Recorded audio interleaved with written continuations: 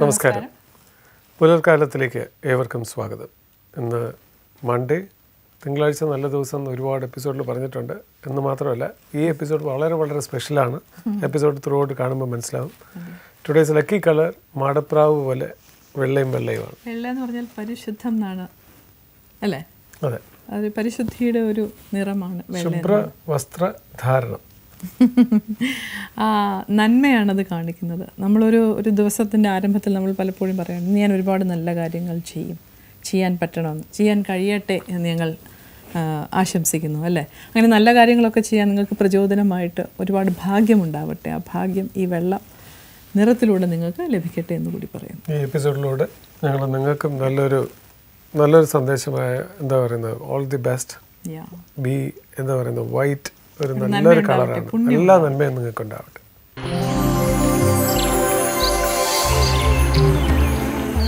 Thought of the day. പൊതുവേ നമ്മൾ ഏത് കാര്യങ്ങൾ ചെയ്യാൻ തുടങ്ങുമ്പോഴും നമ്മളെ പേടിപ്പിക്കുന്നത് ഒരു തോൽവിയാണ്. അങ്ങനെ ആ ഒരു പേടി കാരണം നമ്മൾ ചെയ്യാൻ ഒരുങ്ങുന്ന കാര്യത്തിൽ നിന്ന് പിന്മാറേണ്ട കാര്യമില്ല. കാരണം ആ പേടിയേക്കാൾ ഉപരി ലക്ഷ്യമാണ് പ്രധാനം എന്നാണ് പറയുന്നത്.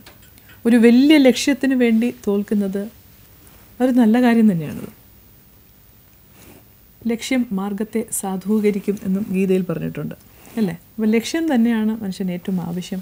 തോൽവി എന്നുള്ളൊരു പേടിയുടെ ആവശ്യമില്ല.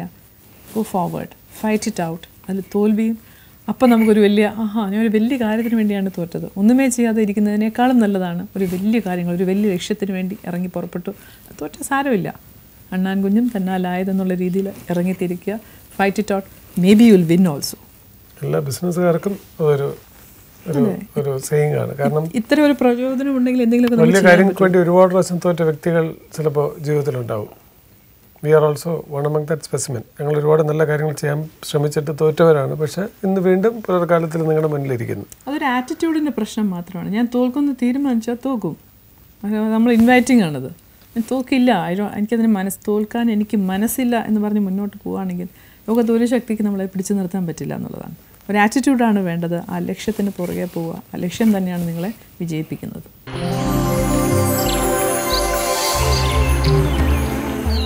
നമ്മുടെ ഭാരതത്തിന് ഒരുപാട് കലാരൂപങ്ങളുണ്ട്. നമ്മുടെ പ്രത്യേകത ഉള്ള ഒരുപാട് കലാരൂപങ്ങൾ.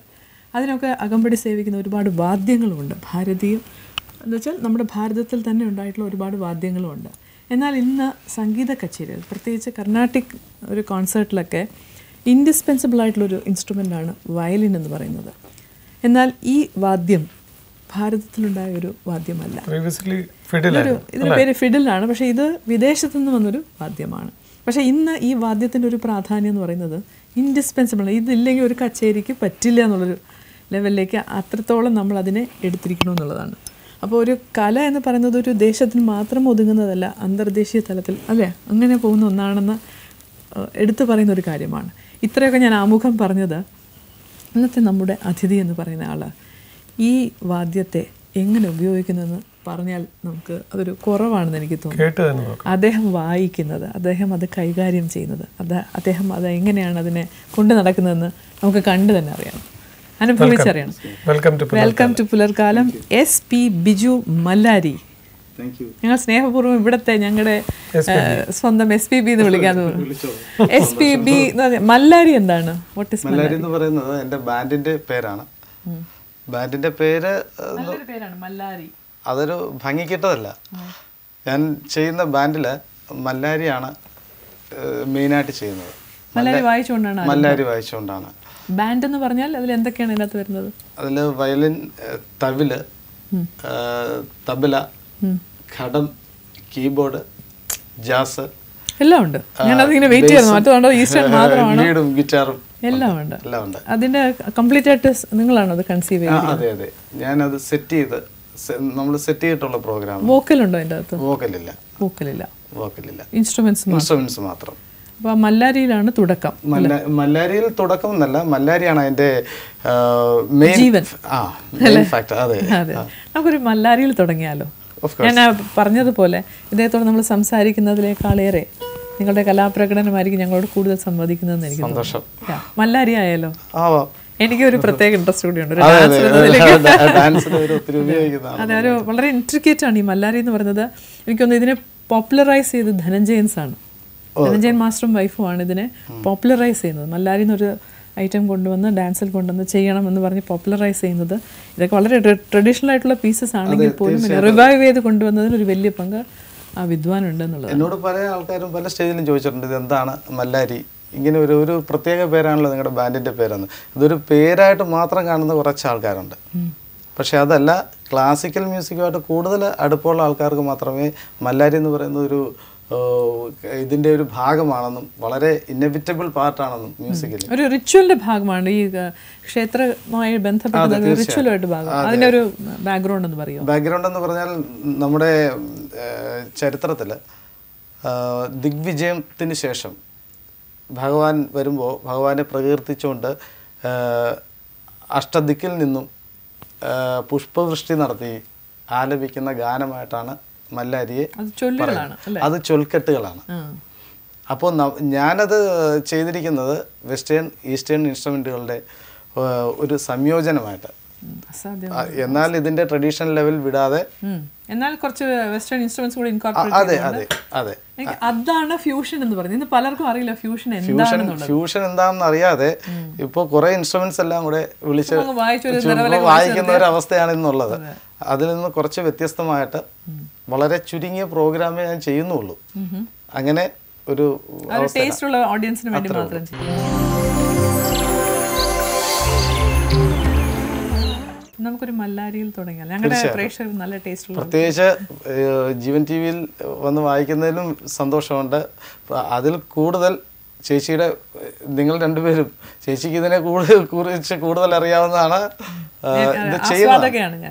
അതും കൂടെ കൊണ്ട് കൂടുതൽ സന്തോഷമുണ്ട്. വായിക്കാം. ഞാൻ ആദ്യ താളത്തിലുള്ളൊരു മല്ലാരി വായിക്കാം. നമുക്ക് കുറച്ച് എളുപ്പമുണ്ടല്ലോ. രാഗം കൂടി പറഞ്ഞേക്കും. ഗംഭീരനാട്ടയിലാണ് മല്ലാരി എല്ലാം ചെയ്യുന്നത്. മല്ലാരി എന്ന് പറയുന്നത് കൺസെപ്റ്റ് തന്നെ ഗംഭീരനാട്ടയാണ്. ഗംഭീരമാണ്. കാരണം ഇത് നാദസ്വരം എന്ന് പറയുന്ന ഇൻസ്ട്രുമെൻറ്റിലാണ് മല്ലാരി വായിക്കുന്നത്.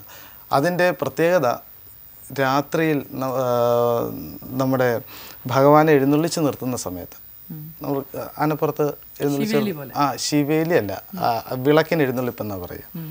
ആ സമയത്താണ് മല്ലാരി വായിക്കുന്നത്. നാദസ്വരത്തിലാണ് വായിക്കുന്നത്. പണ്ട് കാലത്ത് എല്ലാ മനുഷ്യരും ദീപാരാധന കഴിഞ്ഞ് ഊണ് കഴിക്കാൻ വീട്ടിലേക്ക് പോകും. വീട്ടിലേക്ക് പോയി കഴിഞ്ഞാൽ അമ്പലം ഒരു മൂകതയിലിരിക്കുന്ന സമയമാണ്, ഉത്സവ സമയം. അപ്പോൾ ആളെ വിളിച്ച് ഒന്ന് ഉണർത്തി കൊണ്ടുവരാൻ വേണ്ടിയിട്ടാണ്. അപ്പോൾ അതുകൊണ്ട് തന്നെ ഇത് സഗമപനി വലിയ സ്വരങ്ങൾ തന്നെ, ശുദ്ധമധ്യമാണെന്നേ ഉള്ളൂ. അതങ്ങനെ വലിയ സ്വരങ്ങളിൽ ഉള്ള മേജർ രാഗമായ ശങ്കരാഭരണത്തിൻ്റെ ജന്യമായിട്ടാണ് പറയുക.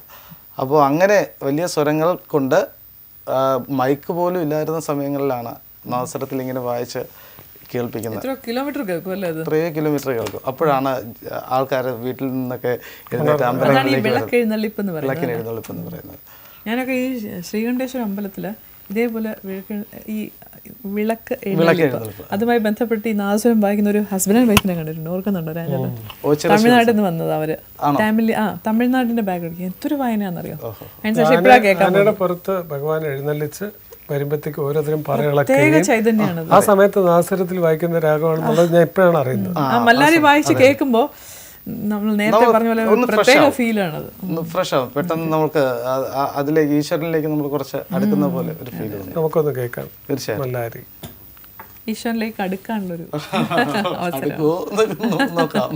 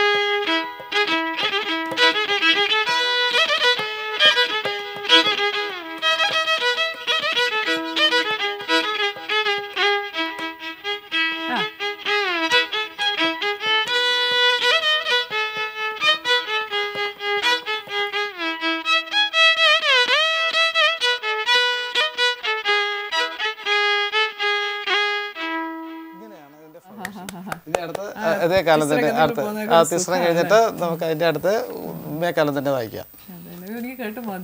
നമുക്ക് വയലിൻ മാത്രമാകുമ്പോൾ നമുക്ക് അതിന് പരിമിതിയുണ്ട്. താളം കൂടെ കിട്ടിയ സന്തോഷം.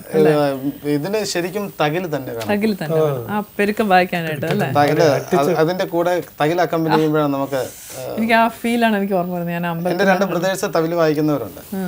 അങ്ങനെയാണ് ഞാൻ ശരിക്കും ഈ ഇത് മല്ലാരി എടുക്കാൻ കാരണം. അവരുടെ പേരെന്താണ്? ഹരിശ്രീ ബ്രദേഴ്സ് എന്ന് പറയും. ഹരിശ്രീ ബ്രദേഴ്സ്, വെരി ഗുഡ്. വളരെ ഫേമസ് ആയിട്ടുള്ള ആർട്ടിസ്റ്റുകളാണ്. അപ്പോൾ ഞങ്ങൾ 3 പേര് ചേർന്നിട്ടാണ് ബാൻഡ് തുടങ്ങിയത്. അങ്ങനെ തുടങ്ങിയത്. അപ്പോൾ നിങ്ങളുടെ ബാൻഡിലെ അംഗങ്ങൾ തന്നെയാണ്? അതെ അതെ അതെ അതെ. അപ്പോൾ ഒരു മേജർ ആർട്ടിസ്റ്റ് നിങ്ങളുടെ വീട്ടിൽ തന്നെയുണ്ട്. തീർച്ചയായിട്ടും. ഒരാൾ വരാതെ വിഷമിപ്പിച്ചാൽ അത് മാത്രമല്ല, പെങ്ങളുടെ മോള സിംഗർ ഭാഗ്യലക്ഷ്മി അനിയത്തിയുടെ കുട്ടിയാണ്.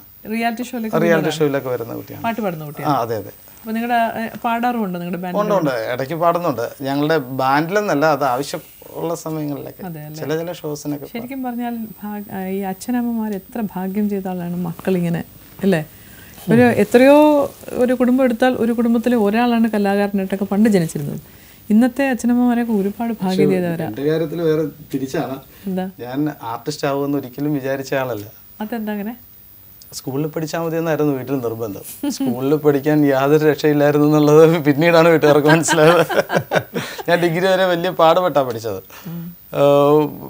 പഠിക്കണം എന്ന് ആഗ്രഹം തോന്നും, പുസ്തകം എടുക്കുമ്പോൾ ഉറക്കം വരും. ഇൻട്രസ്റ്റ് മുഴുവൻ കലയില്ല. ചെറിയ പ്രായത്തിലാണ് തുടങ്ങി. എത്ര വയസ്സിലാണ്? ഏകദേശം 15 വയസ്സൊക്കെ ഉള്ളപ്പോഴേ. ഞാൻ ആദ്യം പഠിച്ചത് നെടുമങ്ങാട് ശിവാനന്ദ് സാറിൻ്റെ ഒരു സ്റ്റുഡൻ്റ് ഉണ്ട് അവിടെ, രാജേന്ദ്രൻ എന്ന് പറയുന്നത്, നമ്മുടെ അടുത്ത് തന്നെയുള്ള ആ സാറിൻ്റെ അടുത്താണ് ആദ്യത്തെ പാഠങ്ങളെല്ലാം പഠിച്ചത്. അത് സംഗീതമാണോ വയലിനാണോ? വയലിനാണ്. അതിനുശേഷം നെടുമങ്ങാട് ശിവാനന്ദ് സാറിൻ്റെ അടുത്താണ്. പിന്നെ മ്യൂസിക് കോളേജിൽ RLB മ്യൂസിക് കോളേജിലാണ് പഠിച്ചത്.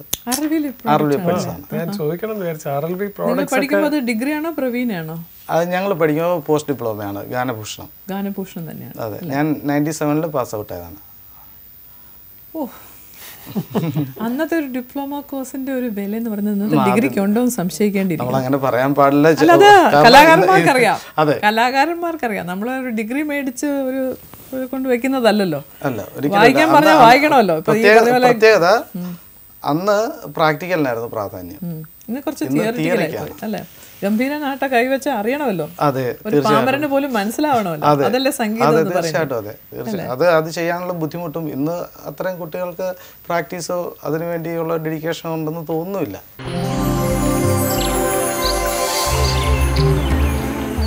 ടിപ്സ് ഫോർ ദി ഓഡിയൻസ് എന്തായിരിക്കും?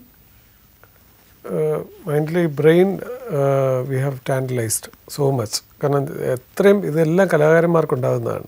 അതായത് ഇപ്പോൾ നിങ്ങൾ പ്രേക്ഷകർ പലരും സിനിമ കണ്ടിട്ടുണ്ട്. ഒരു സിനിമയുടെ ഷൂട്ടിംഗ് നിങ്ങൾ കണ്ടിട്ടില്ല എന്നുണ്ടെങ്കിൽ ഷൂട്ടിംഗ് കാണണം. രാവിലെ മുതൽ വൈകുന്നേരം വരെ ആ ഒരു ഷൂട്ടിങ്ങിൽ ആ നായകനോ അല്ലെന്നുണ്ടെങ്കിൽ നായികയോ അതിൻ്റെ തിരക്കഥയുടെ എല്ലാ സീനുകളും മാറ്റിയും തിരിച്ചും മറിച്ചും ക്ലൈമാക്സ് ആദ്യം അഭിനയിക്കുക, പിന്നെ ഇങ്ങനെ ചെയ്ത് കഴിയുമ്പോൾ ഈ അവതരണത്തിലുമുണ്ട് ഒരുപാട് കാര്യങ്ങൾ. നമ്മളെ ബ്രെയിൻ തന്നെ നമ്മളെ ഒരു പ്രക്രിയയും ചെയ്യാൻ സമ്മതിക്കാത്തൊരവസ്ഥ വരും. നമ്മൾ എന്ത് ചെയ്യണമെന്ന് വിചാരിച്ചാലും ബ്രെയിൻ സമ്മതിക്കില്ല. Because your time is up, you have to go. അതിങ്ങനെ ബ്രെയിൻ ഇങ്ങനെ പറഞ്ഞുകൊണ്ടേയിരിക്കും. ഇത് പലപ്പോഴും സ്റ്റേജിലും കാണാറുണ്ട്. നല്ല സിംഗേഴ്സ്, പെർക്കഷനിസ്റ്റ്, എല്ലാവർക്കും ഒരു ടൈം കഴിയുമ്പോൾ എല്ലാവർക്കും ഉള്ളതാണ്. ഞാൻ എൻ്റെ കാഴ്ചപ്പാടിലാണ് ഞാൻ പറഞ്ഞത്. പെർക്കഷനിസ്റ്റ്, അതുപോലെ തന്നെ സ്റ്റേജ്, ഷൂട്ടിംഗ്, ഇതെല്ലാം ഞാൻ നേരിട്ട് കണ്ട് അനുഭവിച്ചിട്ട് ഉള്ള ഒരാളാണ്. എൻ്റെ ബ്രെയിൻ പല സമയത്തും ഫാറ്റിക് ആയിട്ടുണ്ട്. ബിക്കോസ് എനിക്കൊന്നിനും കോൺസെൻട്രേറ്റ് ചെയ്യാൻ പറ്റാത്തൊരവസ്ഥയിൽ എത്തുമ്പോഴത്തേക്ക് ഐ ബിക്കം ഫ്ലാറ്റ്. ഈ സമയത്ത് ഇപ്പം താര പറഞ്ഞതാണ് കറക്റ്റ്. ഈ സമയത്ത് ഏറ്റവും കൂടുതൽ യു ചേഞ്ച് യുവർ ആറ്റിറ്റ്യൂഡ്. എന്തെങ്കിലും ഒരു ഗെയിം, ഇപ്പോൾ സ്ക്രാബിൾ ഗെയിം എന്ന് പറയുന്നത് ഒരു നല്ല ഗെയിമാണ്. അതാണ് പറഞ്ഞു വരുന്നത്. ബ്രെയിൻ ട്വിസ്റ്ററാണ്. അതായത് ഇരിക്കുന്ന ബ്രെയിനിനെ ഒന്ന് കൊലഞ്ഞു കിടക്കുന്ന ബ്രെയിനെ ഒന്ന് ഫോർമാറ്റ് ചെയ്യാനായിട്ട് അറ്റൻഷൻ ബ്രെയിനിൻ്റെ സംഭവത്തിൽ നിന്ന് മാറി വേറൊരു കാര്യത്തിലേക്ക് പോകും. അത് സ്ക്രാബിൾ ഗെയിം തന്നെ കളിക്കണമെന്നില്ല. Think of something better. നിങ്ങളിപ്പോൾ ശല്യപ്പെടുത്തിക്കൊണ്ടിരിക്കുന്ന സാധനത്തിനെ കുറിച്ച് മറന്നിട്ട് വേറെ എന്തെങ്കിലും കാര്യത്തിനെ കുറിച്ച് ഓർത്താൽ തന്നെ ബ്രെയിൻ ഒന്നും. ഏറ്റവും ബെസ്റ്റ് സ്ക്രാബിൾ കളിക്കുകയാണെന്ന് പറയുന്നത്. പെട്ടെന്ന് ഈസിയാണ്. സ്ക്രാബിൾ ഗെയിം കളിച്ചാൽ ബുദ്ധി അല്പം ഒന്ന് ഷാർപ്പൺ ആവാൻ പെട്ടെന്നൊന്ന് നമ്മൾ അയ്യോ ഫാറ്റിക് ആണോ എന്ന് ചിന്തിക്കുന്നതിന് മുന്നേ ഒരു സ്ക്രാബിൾ കളിക്കുന്ന അത്ര ബുദ്ധി ഉള്ളവർ വേണം കളിക്കാൻ കേട്ടോ. കാരണം ഈ എല്ലാ കളറും ഒരു സ്ഥലത്ത് വന്ന് എത്തുകയും വേണം. സ്ക്രാബിൾ എന്ന് പറഞ്ഞാൽ ഇതായിട്ടിരിക്കുന്നതിന് ചേർത്ത് വെച്ചൊരു സാധനം ഉണ്ടാക്കും. ഓക്കെ, അപ്പോൾ അതൊരു നല്ലൊരു എക്സസൈസാണ്, ബ്രെയിൻ ഒരു നല്ല എക്സസൈസാണത്. അപ്പോൾ അത് ട്രൈ ചെയ്യുക. അങ്ങനെ ഫാറ്റിക് ഒക്കെ വരുമ്പോഴത്തേക്കും മേ ബി അല്ലേ അതൊരു just think something out of your brain.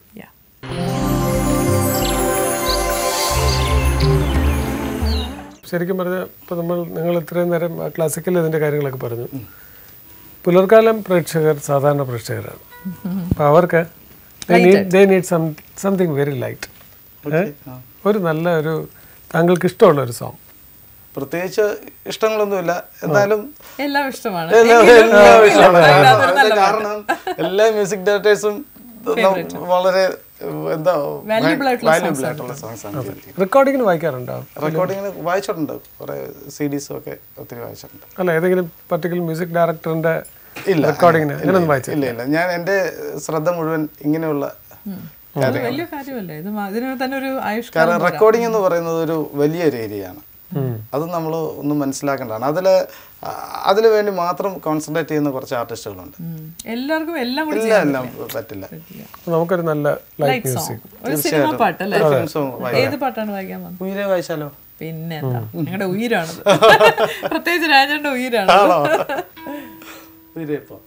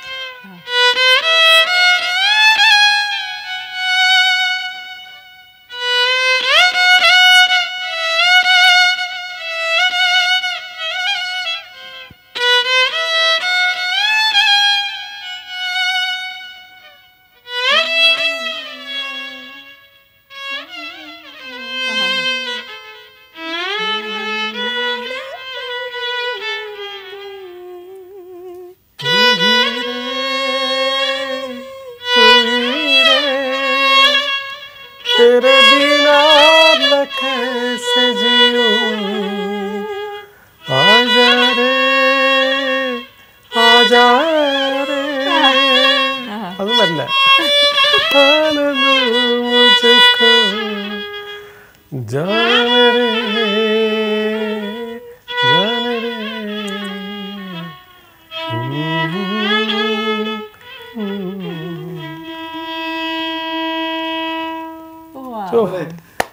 ഇത് കേട്ടപ്പോൾ എനിക്ക് ഓർമ്മ വന്നത് ഹരിഹരൻ എന്ന് പറയുന്ന സിംഗർ ഞങ്ങൾക്ക് വേണ്ടി രാത്രി 2 മണിക്ക് ഇംപ്രൂവൈസേഷൻസോടുകൂടി ഈ പാട്ട് പാടിയതാണ് എനിക്ക് ഓർമ്മ. അദ്ദേഹം എപ്പോൾ പാടിയാലും അതിന് വെറൈറ്റി ആണ്. അയ്യോ ഞങ്ങൾ കേട്ടിങ്ങനെ രാത്രി 2 മണിക്ക് ഇരുന്ന് അദ്ദേഹത്തിന്റെ പാട്ട് വെളുക്കോളം നമ്മളിരുന്ന് കേട്ടു. ഞങ്ങൾ മാത്രം ഞങ്ങൾക്ക് വേണ്ടി പാടി അദ്ദേഹം ഏലോ കാൻസേ ഹേ എന്ന് പറഞ്ഞിട്ട് പാടി. ആ സംഗീതം അത്ര ഒരു മെസ്മറൈസിങ് അല്ലേ? തീർച്ചയായിട്ടും അത് എന്ത് ഭംഗിയുടെ പാടാനേ ബുദ്ധിമുട്ടാണ്, അതിലും ഡിഫിക്കൽട്ടാണ് സ്ട്രിങ്സിൽ ഇങ്ങനെ വായിക്കാന്നുള്ളത്. നിങ്ങൾ ഇതിൽ ചെയ്യുമ്പോഴൊക്കെ ഞാൻ ഹരിജി പാടുമ്പോൾ ഹരിജിയുടെ എക്സ്പ്രഷൻസ് ഹരിജിയുടെ ഫേസിൽ കാണാൻ പറ്റും. ആ ഓർണമെന്റേഷൻസ് മുഴുവനും അതുവഴി ഇങ്ങനെ കംപ്ലീറ്റ് കാണിച്ച് കൊണ്ട് എത്തിച്ചൊക്കെ വായിച്ചു പാടും. വെട്ടി വായിച്ചുകൊണ്ടാണ് പാടുന്നത്. ഇന്ന് പലരും പാടുമ്പോഴത്തേക്ക് ഇങ്ങനെ എഴുതിയാ പാടുന്നത്, ക്യാഷ്. അതിനുവേണ്ടി പാടുന്നവരാണ്. കലയോട് സ്നേഹിച്ച് പാടുന്നവരും കലയോട് ചെയ്യുന്നത് കണ്ടാലറിയാം നമുക്ക്. അതെ, നിങ്ങളെ കണ്ടത് എനിക്ക് മനസ്സിലായി. ഞാനത് ആമുഖത്തിൽ നിങ്ങൾ വായിക്കുന്നത് കേൾക്കാതെ പറഞ്ഞതാണ്. ഒരു കലാകാരനെ നമുക്ക് കാണുമ്പോഴേ നമുക്ക് മനസ്സിലാവും പുള്ളിയുടെ സമീപനം എന്താണ്, ആ കലയോടുള്ള അർപ്പണബോധം എന്താണെന്നുള്ളത് നമുക്ക് പ്രത്യക്ഷത്തിൽ പറയുന്നത് വലിയ സന്തോഷം.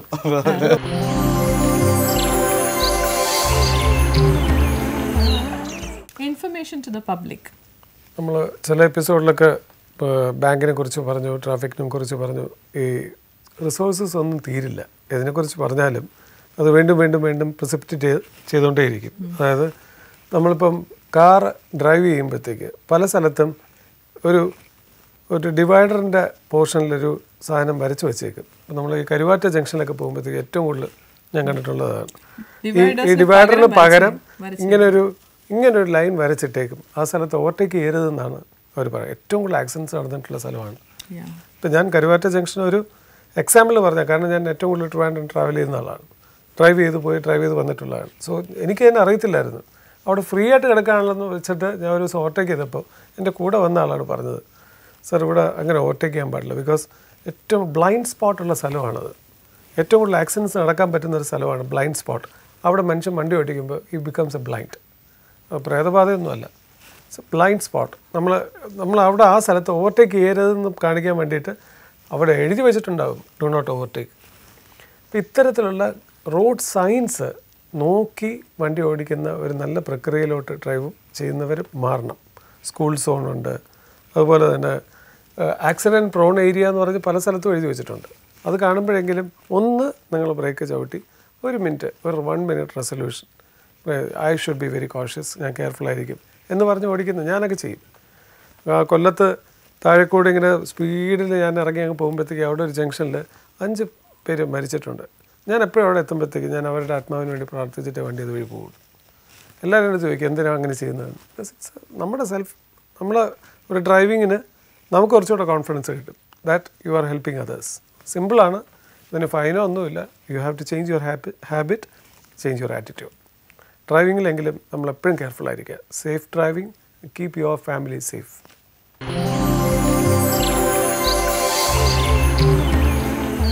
വയലിനിൽ എപ്പോഴും ഒരു മെലങ്കലി മൂഡാണ്. വയലിന് എപ്പോഴും സാഡായിട്ട് ഫീൽ വരുന്നത്.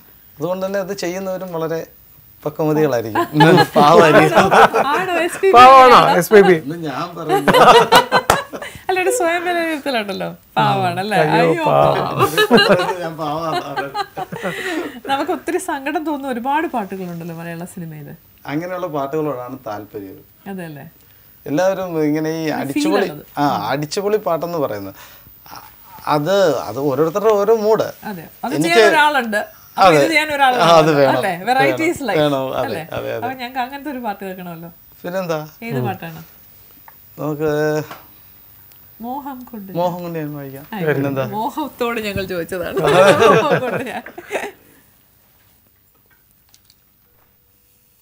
ഈ പാട്ട് വായിക്കുന്നതിന് മുമ്പ് നമ്മള് ജോൺസൺ മാസ്റ്റർ ഒന്ന് സ്മരിക്കുന്നത് നല്ലതാണ്.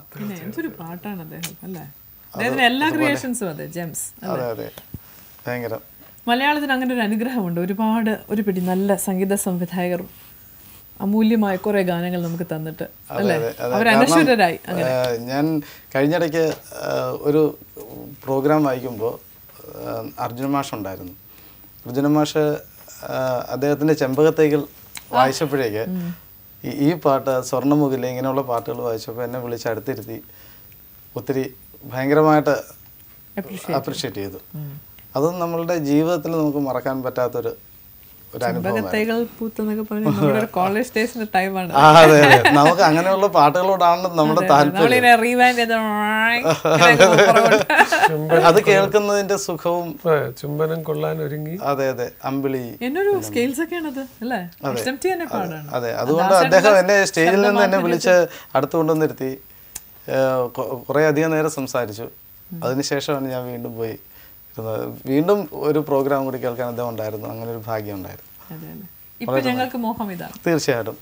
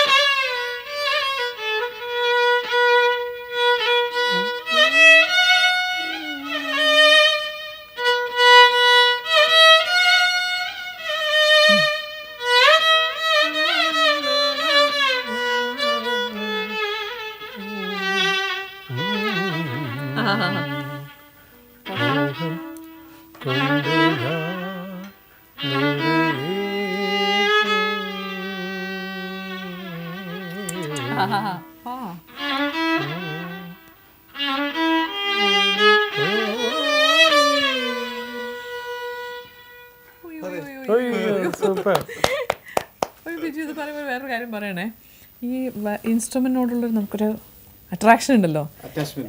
എനിക്കൊരു അട്രാക്ഷൻ തന്നെയുണ്ട്. അപ്പൊ ഇത് പണ്ട് ഈ നമ്മൾ ഈ ബീച്ച് സൈഡിലൊക്കെ ഈ ചെറിയ കളിവീണ വായിച്ചുകൊണ്ട് നടക്കുന്ന ഒരുപാട് പേരുണ്ട്. ചുമ്മാ നിസ്സാരമായിട്ട് ഇങ്ങനെ വായിച്ചോണ്ട് പോകണം. ഇങ്ങനെ വായിക്കുന്നത്. അപ്പൊ നമ്മൾ വിചാരിക്കും അതുപോലെ നമുക്ക് അത് വാങ്ങിച്ചാൽ 10-30 രൂപ. ഈ മിഥ്യാധാരണയിൽ അതിനടുത്തൊന്നും വാങ്ങിച്ച് ബാന്ന് വായിച്ചോണ്ട് ഒരുപാട് പ്രാവശ്യം നടന്നിട്ടുണ്ട്. ആഗ്രഹമാണ്. പഠിക്കുന്ന ധാരാളം സ്റ്റുഡൻസ് ഉണ്ട് വയലിൻ ഇങ്ങനെ കണ്ടിട്ട്. സ്റ്റുഡൻസും അട്രാക്ട് ചെയ്യുന്നു. അതെ, പേരൻസും ഉണ്ട് അങ്ങനെ എന്റെ മോനെ കൊണ്ട് വായിപ്പിക്കണം എന്ന് പറഞ്ഞത്. അതുകൊണ്ട് പ്രയോജനമുള്ള വാങ്ങിച്ച ശേഷമാണ് മനസ്സിലാവുന്നത്. അയാളുടെ കയ്യിലിരിക്കുമ്പോ മാത്രമേ അത് കളിവീണാന്നല്ലേ അവര് പറയാ. അതെന്താ പറയാ, അയാളുടെ കയ്യിലിരിക്കുമ്പോ അത് വീണ, നമ്മളുടെ കയ്യിൽ വരുമ്പോ കളിവീണായിട്ട്. അത് ഞാൻ മ്യൂസിക് കോളേജിൽ പഠിക്കുമ്പോൾ ഞങ്ങൾക്കകത്ത് കല്യാണി രാഗം ഇങ്ങനെ പഠിപ്പിച്ചുകൊണ്ടിരിക്കുകയാണ്. തിരുവനന്തപുരം എൻ വൈദ്യനാഥൻ സാറ് മരിച്ചുപോയി. സാറിന്റെ ക്ലാസ് ഗംഭീര ക്ലാസ്സാ. വൈദ്യനാഥൻ എന്റെ കൂടെ എത്ര പ്രാവശ്യം തുടക്കം എന്റെ കൂടെയാണ്. അതറിയോ, വൈദ്യ ഇൻഡസ്ട്രിയിൽ എന്റെ കൂടെ എത്ര വർഷം വായിച്ചാണ്. വൈദ്യനാഥൻ എന്ന് പറഞ്ഞാൽ ഗുരുവാണല്ലേ.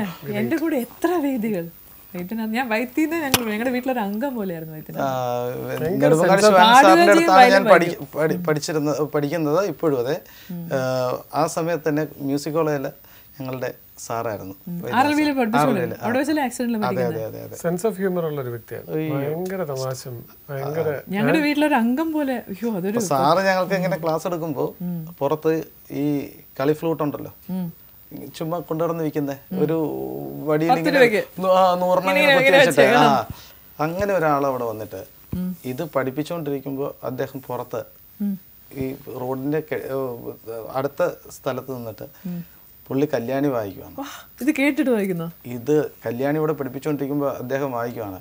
ശരിക്കും വലിയൊരു മഹാൻ അവിടെ നിന്ന് വായിക്കുന്ന പോലെ ഞങ്ങൾക്ക് തോന്നിയത്. ഇത് വൈദ്യ സാറ് പറഞ്ഞ് ഞങ്ങളുടെ അടുത്ത് സ്റ്റോപ്പ്, ക്ലാസ്സെല്ലാം നിർത്തിയിട്ട് അത് കേൾക്കാൻ പറഞ്ഞു. സാറ് തന്നെ ഭയങ്കര ഇതായിട്ട് അയാളെ വിളിച്ചിട്ട് അയാൾ എത്ര പൈസ കൊടുത്തിട്ട് അയാൾ വാങ്ങിക്കുന്നില്ല. അയാൾക്ക് ഫ്ലൂട്ട് കൊടുക്കുന്നതിന്റെ പൈസ മാത്രം മതി, എക്സ്ട്രാ ഒന്നും വേണ്ട. അയാൾ പോലും അറിയാതൊരു കലയാണ് അയാൾക്ക് എന്തൊരു കഴിവാണെന്നറിയോ? അതാ ഞാൻ നേരത്തെ പറഞ്ഞത്, കളിവീണ വായിക്കുന്ന ആളിന് അയാളുടെ കഴിവാണത്, ടാലന്റ് ആണത്. അയാൾക്ക് സമ്പത്തില്ലായിരിക്കാം, പക്ഷെ അയാളുടെ ഉള്ളില് ജ്ഞാനമുണ്ട്. ഞാൻ തിരിച്ചറിഞ്ഞത്, ഞാൻ വിചാരിച്ചു അത് വായിച്ചാൽ എനിക്കും വായിക്കാൻ പറ്റുമോ, പക്ഷെ അത് വായിച്ചപ്പോ എന്റെ ഒരു പന്ന സൗണ്ടാ വന്നത്. ഞാൻ മാത്രം വളരെ ചെറുപ്പത്തിലത്, പക്ഷെ നമുക്ക് അതിനോട് തോന്നിയൊരു അട്രാക്ഷനാണ് ഞാൻ പറയുന്നത്. അതിനകത്ത് ഇത്രയും മെസ്മറൈസ് ചെയ്യുന്ന ഒരു മ്യൂസിക് ഉണ്ടെന്ന് നമ്മൾ തിരിച്ചറിഞ്ഞപ്പോൾ അത് നമുക്ക് വേണമെന്ന് തോന്നി. അപ്പോൾ മനസ്സിലായി നമ്മൾ ശ്രോതാവായിട്ട് നിൽക്കുന്നതാണ് ഭംഗി. അത് വായിക്കാൻ കഴിവുള്ളവൻ വായിക്കും, നമ്മൾ അത് കേട്ട് ആസ്വദിക്കുന്നു, അതിന്റെ ബാക്കിയാണിത്.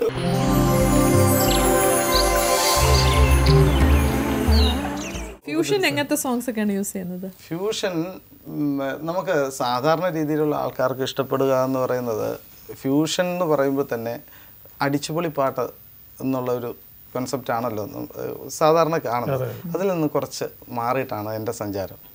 അതുകൊണ്ട് ഇങ്ങനെയുള്ള പാട്ടുകൾ മാത്രമേ ഞാൻ വായിക്കാറുള്ളൂ. സ്ലോ സോങ്സ്, മെലഡീസ്, അതിലുള്ള ഫ്യൂഷൻ. പിന്നെ ഫ്യൂഷൻ എന്ന് പറയുന്നത് പാട്ട് കൊണ്ടുള്ള ഫ്യൂഷൻ ഒന്നുമില്ല, നമുക്ക് ഇൻസ്ട്രുമെന്റ്സിന്റെ അല്ല, ഞാൻ സെറ്റ് ചെയ്യുന്ന സംഗതികളാണ് ഫ്യൂഷനിൽ. ഫ്യൂഷൻ സെറ്റ് ചെയ്യുന്നു, ചിട്ട ചെയ്ത് വായിക്കുന്ന സംഗതി, അത് പാട്ടല്ല. അത് പാട്ട് വലിയ വലിയ മാസ്റ്റേഴ്സ് ഉണ്ടാക്കി വെച്ചിരിക്കുന്ന പാട്ടുണ്ട്, അവരുടെ ജീവനും ഓജസ്സും കൊടുത്ത് ഉണ്ടാക്കി വെച്ചിരിക്കുന്ന, അതിനെ മാറ്റാൻ യാതൊരു രീതിയിലും ആഗ്രഹിക്കുന്നില്ല. കാരണം മാറ്റാൻ നമ്മൾ ആളല്ല, അത് നമ്മളങ്ങനെ ചെയ്യുന്ന തെറ്റാണ്. പല ആൾക്കാരും ഇപ്പോൾ പല ചാനൽസിലും കാണുന്നുണ്ട്. അതൊരു ഞാനിപ്പോൾ ഒരു സാധനം ഉണ്ടാക്കിയാൽ അത് അങ്ങനെ തന്നെ വിൽക്കാനായിരിക്കുമല്ലോ, അത് എക്കാലം അങ്ങനെ ഇരിക്കണം എന്നായിരിക്കുമല്ലോ നമ്മുടെ ആഗ്രഹം. അതിനെ വേറൊരാൾ ചോദിക്കാൻ ആളില്ല എന്നുള്ളത് കൊണ്ട് അതിനെ വികൃതമാക്കി കളയുക എന്ന് പറയുന്നത് രാഗത്തെ ബേസ് ചെയ്തായിരിക്കും ചെയ്യുന്നത് ഫ്യൂഷൻ? അതെ, തീർച്ചയായിട്ടും. അതെ, ഏതൊക്കെ രാഗങ്ങൾ യൂസ് ചെയ്തിട്ടുണ്ട്? ഒത്തിരി ഉണ്ട്. ഇപ്പോൾ സൂര്യയിൽ ചെയ്തിട്ടുണ്ട്, കർണരഞ്ജിനിൽ ചെയ്തിട്ടുണ്ട്, അങ്ങനെ കുറച്ച് അങ്ങനെയുള്ള രാഗങ്ങളിലൊക്കെയാണ്, കുറച്ച് ഫീൽ ചെയ്യുന്ന രാഗങ്ങളിലാണ്. ഹംസുദ്ദീൻ ചെയ്തിട്ടുണ്ട്, ഇതിലുണ്ട് ശുഭവന്തുരാളിയിൽ ചെയ്തിട്ടുണ്ട്. ശുഭവന്തുരാളിയിൽ ചെയ്തിട്ടുണ്ടെന്ന് പറഞ്ഞു കഴിഞ്ഞാൽ ശുഭവന്തുരാളിയുടെ ഒരു ജോണറിലല്ല അത് പോയിരിക്കുന്നത്. ശരിക്കും ശുഭവന്തുരാളി ആണോന്ന് നമുക്ക് ഒരു ശകലമായി, കാരണം നമുക്ക് ഇൻസ്ട്രുമെന്റ്സ് ഒന്നും ഇല്ലാത്തതുകൊണ്ട്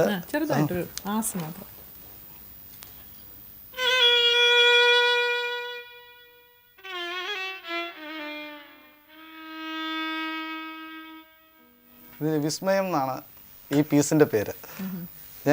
അതെ അതെ അതെ.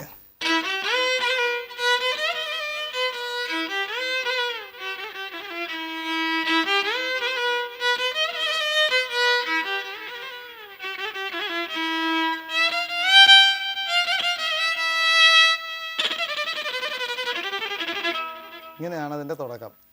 വിസ്മയം പേരിട്ടത് അതിശയം എന്നല്ലേ അർത്ഥം? അതെ അതെ അതെ. ഇത് ഇതിന്റെ ബാക്കി ഭാഗങ്ങളിലേക്ക് വരുമ്പോൾ നമുക്കൊരു ഭയങ്കര ഒരു അതിശയം തോന്നുന്ന ഒരു എന്താ ചോദിക്കുന്നത് കാരണം വെച്ചാൽ ഞങ്ങളിങ്ങനെ ഈ ഡാൻസ് ഡ്രാമയോ അല്ലെങ്കിൽ പുതിയതായിട്ട് എന്തെങ്കിലും ഒരെണ്ണം സെറ്റ് ചെയ്യുമ്പോൾ ഈ ശോകരാഗം വേണമെന്ന് പറയുമ്പോൾ എൻ്റെ അമ്മ എന്നാൽ ശുഭപന്തുരാളി പൊട്ട തന്നെ അതാ ഞാനത് പറഞ്ഞത്. ശിവരഞ്ജനി കർണരഞ്ജനി ശോകമല്ല, അല്ല ശോകമല്ലെന്നല്ല, ശോകമാണ് അതിന്റെ ഭാവം. ഒരിക്കലും ഒരു ഷോയുടെ തുടക്കത്തിൽ ഇങ്ങനൊരു രാഗം ആരും വിസ്മയിപ്പിച്ചു, ശരിക്കും വിസ്മയിപ്പിച്ചു എന്നെ. അതെ, അതാ ഞാൻ പറഞ്ഞത്. അതിന്റെ വേറൊരു എക്സ്ട്രീമിസമാണ് ഞാൻ പറഞ്ഞത്. നിങ്ങളുടെ ഒരു കാഴ്ചപ്പാടാണ്. അതെ, എൻ്റെ ഒരു കാഴ്ചപ്പാട്. അതിന്റെ രാഗത്തിന് എല്ലാ രാഗങ്ങളുടെയും എൻ്റെ ഒരു വിചാരം നമ്മൾ അവലംബിക്കുന്നതാണ് അതിന്റെ ആറ്റിറ്റ്യൂഡാണ്. എനിക്ക് ഹിന്ദോളം ഭയങ്കര റൊമാൻറ്റിക് ആയിട്ട് തോന്നും. നിങ്ങൾ പല മോഹനത്തില് എത്രയോ മോഹനം എന്ന് പറയുന്നത് സന്തോഷത്തിന്റെ പ്രതി ആനന്ദമാണ്. എന്നാൽ മോഹനത്തിലൊക്കെ ഇപ്പോൾ കൈതപ്പുറം തിരുമേനിയൊക്കെ ചെയ്തിരിക്കുന്ന കളിവീടിറങ്ങിയല്ലോ ഒക്കെ അത് കാഴ്ചപ്പാട് തന്നെയാണ്. അത് ശരിക്കും ഒരാള് നമ്മളുടെ മനസ്സാണ്. മ്യൂസിക് ഏത് രാഗവും നമ്മളുടെ മനസ്സാണ്.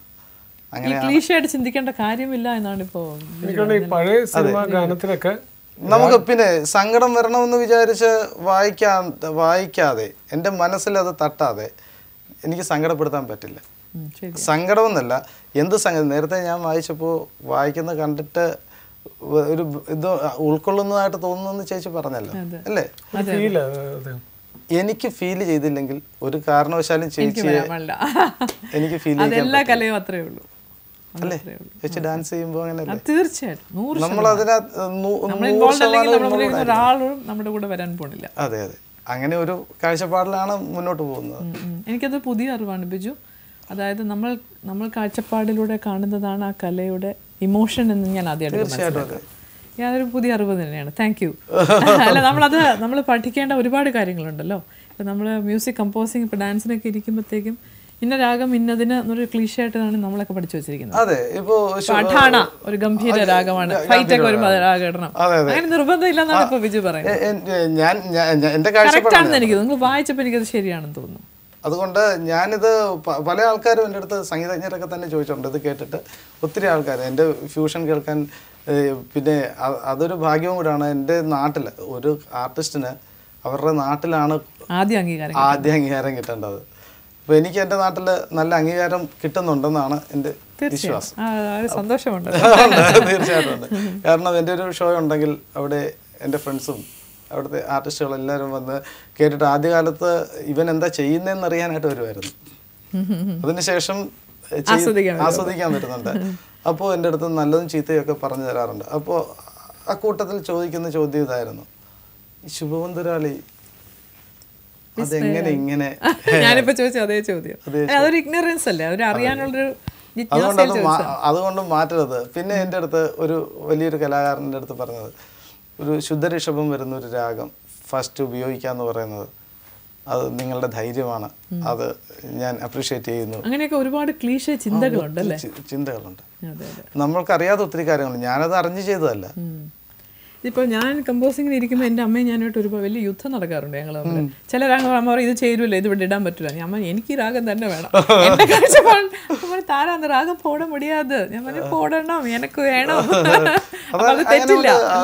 സാഡ് എഫക്ട് കിട്ടാൻ, സാഡ് മൂഡിന് ശുഭവന്തുരാളി, മിശ്ര ശിവരഞ്ജിനി അങ്ങനെയൊക്കെ ദ്വിജാവന്തി കുറച്ചുകൂടി ഭക്തിയുടെയും കൂടെ ഒരു നാമക്രിയ, ഇങ്ങനെ നമ്മൾ കുറച്ച് രാഗങ്ങൾ അതിനായിട്ട് നമ്മൾ സെലക്ട് ചെയ്തിട്ടുണ്ട്. പക്ഷെ എന്നിരുന്നാലും ചില സ്വരങ്ങളുടെ പ്രയോഗങ്ങൾ അത് ആ രാഗത്തിൽ തന്നെ വന്നാലേ കിട്ടുള്ളൂ. ഏത് പാട്ടായിരിക്കും ഞങ്ങൾക്ക് വേണ്ടി വായിക്കുന്നത്? തെരെ ബിനാ സിന്ദഗി ആയാലോ. വീണ്ടും ഒരു ശോകമാണ്.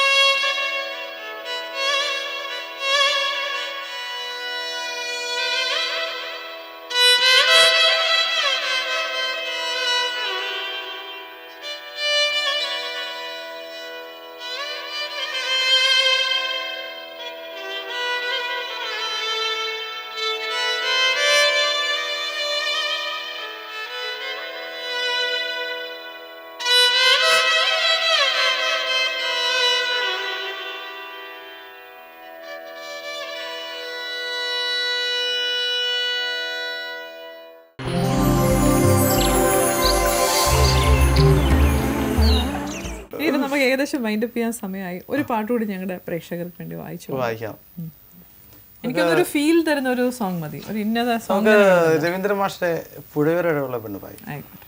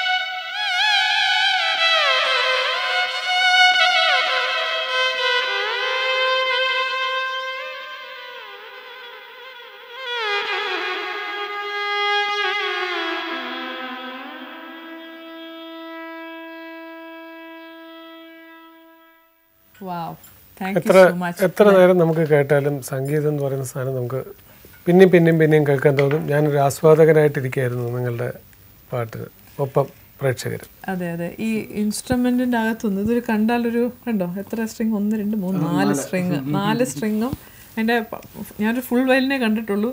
ഇനിയിപ്പോൾ ഒരു സ്കെൽറ്റൻ മാത്രമേ ഇപ്പോൾ ഉള്ളൂ. ഇതൊരു പുതിയ സ്റ്റൈലാണെന്ന് തോന്നുന്നു, പുതിയ സ്റ്റൈലാണ്, വളരെ സ്റ്റൈലിഷ് ആയിട്ടൊരു ഇൻസ്ട്രുമെന്റ്. ഇതിൻ്റെ അകത്തുനിന്ന് ഇത്രയേറെ മാജിക്കൽ ടോൺസ് വരും എന്നുള്ളത് നമ്മളിപ്പോൾ മനസ്സിലാക്കി. അപ്പോൾ താങ്ക് യു സോ മച്ച് ഞങ്ങളുടെ പ്രിയപ്പെട്ട SP ബിജു മലാരി. അപ്പോൾ നിങ്ങളുടെ ബാൻഡ് ഇനിയൊരു ഷോ ഉള്ളപ്പോൾ തീർച്ചയായിട്ടും ഞങ്ങളെ വിളിക്കുക, ഞങ്ങൾക്കത് വന്ന് കാണാൻ കൂടാൻ. ഞങ്ങളുടെ ഗസ്റ്റായിട്ട് തന്നെ പറഞ്ഞു. ആ മലാരിയോടുള്ള ഒരു ഭയങ്കരമായ ഒരു സ്നേഹം, ഒരു ഭയങ്കരമായ ഒരു എന്താ പറയുക, ഒരു പ്രത്യേക ഓബ്സ്ട്രാക്ട് എന്നൊക്കെ നമ്മൾ പറയില്ല, അങ്ങനെ ഒരു ഫീലാണ് അതിൻ്റെ അടുത്ത്.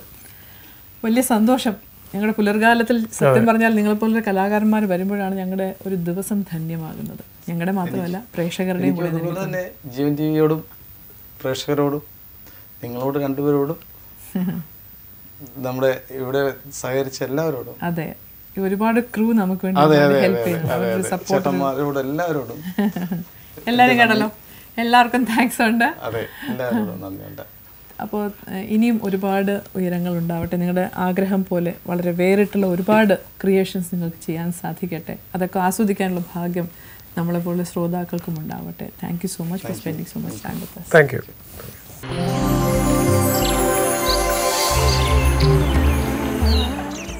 Let's see the selfie of the day. Congratulations. Yeah, congratulations. Good. സമ്മാനമായിട്ട് കിട്ടുന്നത് ഒരു ടീഷർട്ടാണ് ജീവൻ TV നിങ്ങൾക്ക് നൽകുന്നത്. ഇന്നത്തെ question of the day. Question of the day എന്ന് വളരെ അതുല്യനായൊരു കലാകാരനാണ് ഇന്ന് നമ്മളെ വയലിൻ വായിച്ച് നമ്മളെ മെസ്മറൈസ് ചെയ്തത്.